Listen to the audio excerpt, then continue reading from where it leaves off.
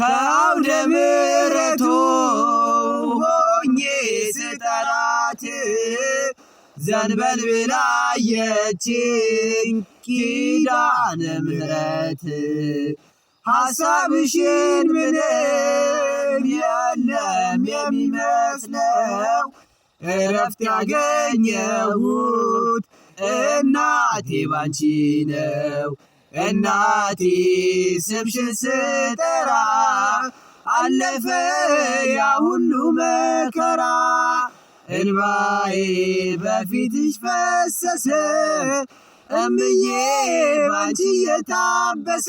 ሰላም ለኪ ደጅ ጠናው ቆየቼ ኪዳነ ምሕረትን። ተጽናናሁኝ ረሳሁ ሐዘኔን የአምላክ እናት እመቤታችን።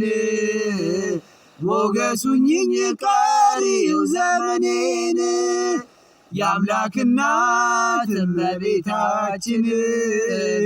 ሞገሱኝኝ ቀሪው ዘመኔን